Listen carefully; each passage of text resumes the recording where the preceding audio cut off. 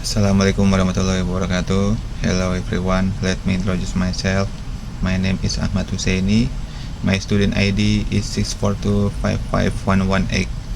Today I will present about the impact of artificial intelligence such as ChatGPT. Number one content is transformative effect on professional productivity and education. Number two, ethical challenges and societal implication. The content number one, revolutioning workplace workflow.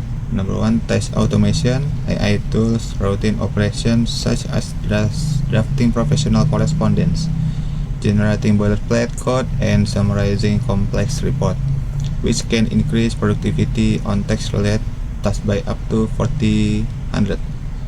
Number two, strategic focus.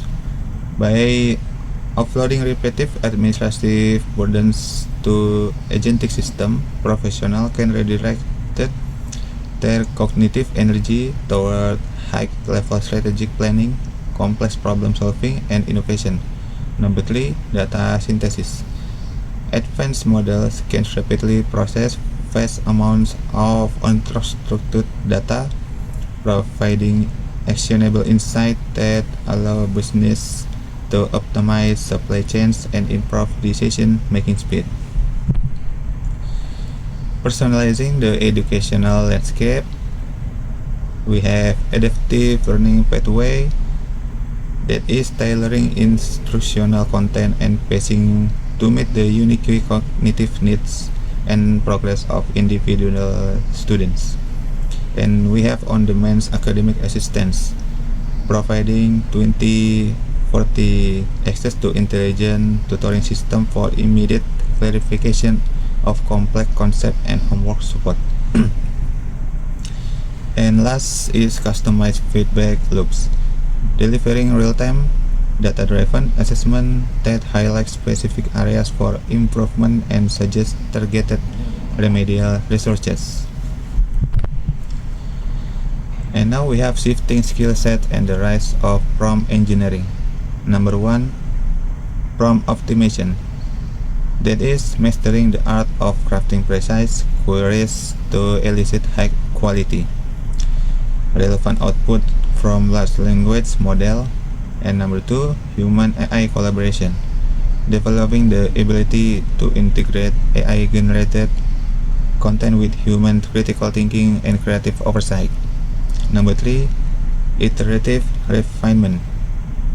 Utilizing feedback loops to adjust instruction dynamically and achieve complex test objective efficiently. And now we have the content number two is ethical challenges and social implication. That is accuracy, bias, and information integrity. Number one is hallucination risk. AI model often generate hallucination, producing plausible sounding but factually incorrect information that can mislead users in critical fields like medicine, law, or finance. Number two, algorithmic bias. Since AI is trained on vast dataset from the internet, it can inadvertently mirror and amplify societal prejudice, leading to discriminatory outputs regarding gender, race, or culture. Number three, verification necessity. The is generating convincing text places a higher burden on users to fact-check information, as the lack of inherent truth-seeking in AI can facilitate the rapid spread of misinformation. For the job displacement and economic transition, number one is automation of routine tasks, replacing repetitive cognitive duties in sectors like data entry, customer service, and basic programming. Number two, workforce skill shift, driving an urgent need for large-scale upskilling and reskilling to adapt to AI-augmented professional environment. Number three, structural economic changes, altering labor market dynamics and income distribution pattern across knowledge-based industry.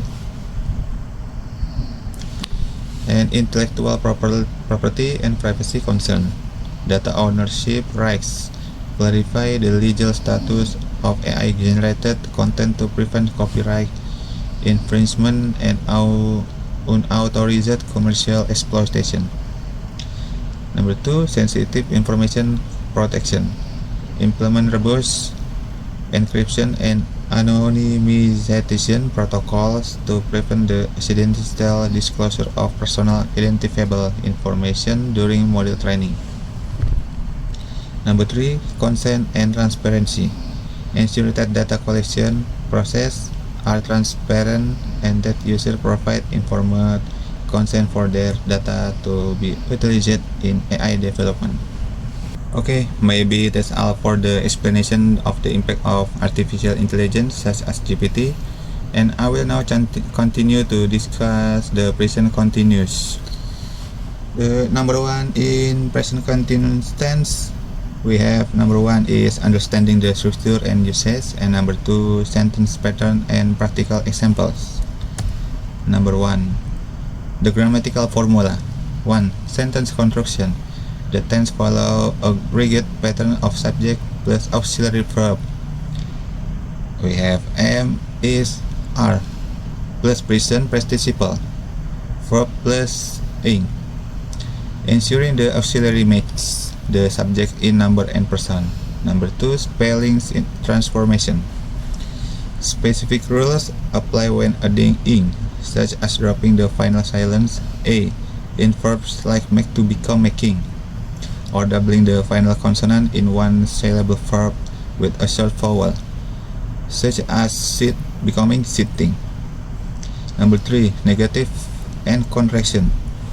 Negative are formed by adding not after the auxiliary verb a, g, is not, which are frequently shortened in spoken English to contraction like isn't or aren't to maintain a natural flow.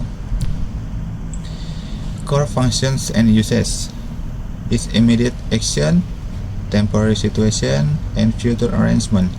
The immediate action is describing activities or events that are happening exactly at the moment of speaking. Number 2, temporary situation, expressing action or states that are ongoing for a limited period rather than being permanent.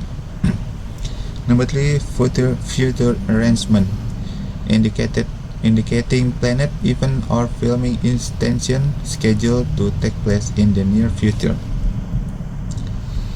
Signal word and time expression. We have immediate markers, current periods, attention imperatives. Number 1, immediate markers is now, right now, and at the moment indicate action happening at the precise second of speaking. And number 2, current periods. This is we have this day, this week, and this month signify temporary action or trend occurring around the present time.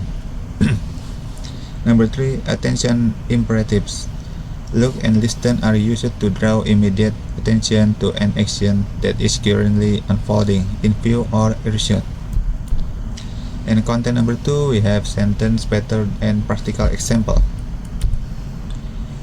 Asking question, interrogative form. Subject verb inflection, place the auxiliary verb be, am, is, are before the subject to initiate the question. Usage of question word, combine interrogative pronouns like what or where with the be plus subject plus verb English. Structure for the specific inquiries. Number 3, present participle placement. Ensure the main verb remain in its English form following the subject to maintain the continuous aspect. Dynamic versus static verbs. Number 1, action verb usage. Employ dynamic verbs like running or eating to describe physical activities currently in progress. Number 2, stative verb restriction. Avoid using verb of cognition or emotion like now or love in continuous form. Number 3, contextual shift. Okay, maybe that's all for the presentation. Thank you all for your attention. Assalamualaikum warahmatullahi wabarakatuh.